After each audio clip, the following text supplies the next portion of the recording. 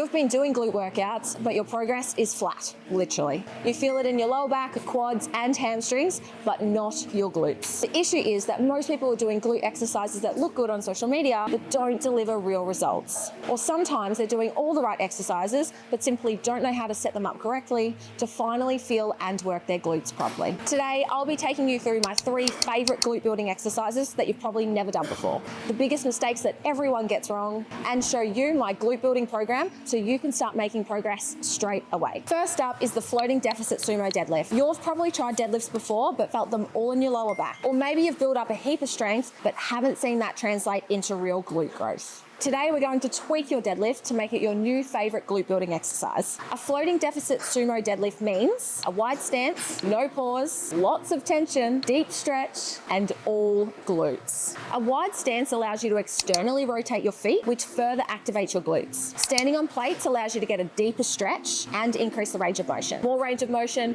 more tension, more stretch, more burn, more growth, generally. And the floating element means that your muscles are under constant tension. Hold at the bottom if you dare, and then driving up.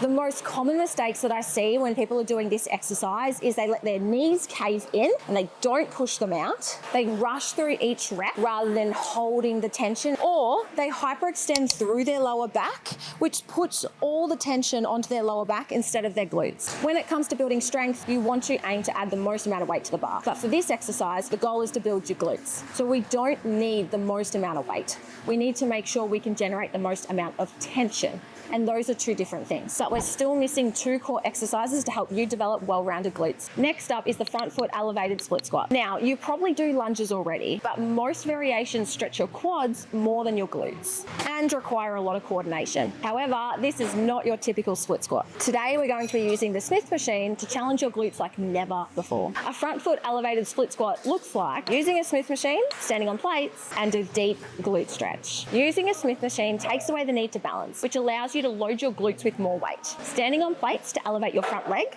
allows you to get more range of motion and a deeper stretch through your glutes. You can also adjust the height of the deficit to cater to your mobility. This exact setup allows you to push really hard and train with intensity, which is exactly what you should be aiming for if you really want to grow your glutes. The most common mistakes that I see with this exercise is not stepping back far enough, cutting your range of motion short, and not loading up heavy enough. Once you've nailed this setup properly and feel really comfortable in a Smith machine, you really want to push the weight on this exercise. You're stronger than you think. For the final glute exercise, which is one of my absolute favorites if you don't have access to a lot of weight, and that is a single leg elevated hip thrust. The hip thrust is a must, but if you've been training glutes for a while, the weight can really start to add up. So instead of spending 30 minutes on your warm-up set or having to lay down 3 towels over your hips so you don't bruise from the glute drive, we need to work smarter instead of harder. These need to come with a disclaimer because they are harder than they look. Single leg elevated hip thrust means targeting one glute at a time in isolation, using full range of motion for maximum tension, and quality reps over quantity. Elevating your foot on a box or a bench allows you to really sink deep into the hip thrust, which is where the glutes are stretched in their lengthened position. Then you're going to thrust right up to the top, which is where your glutes are contracting in their shortened position. Because of this extreme range of motion, you won't need any additional weight to start with. The common mistakes that I see with this exercise are not reaching full hip extension at the top, rushing through each rep instead of sinking down deep, having your feet too far out or too far back, and flaring your rib cage. What you want to do is make sure that you pull your ribs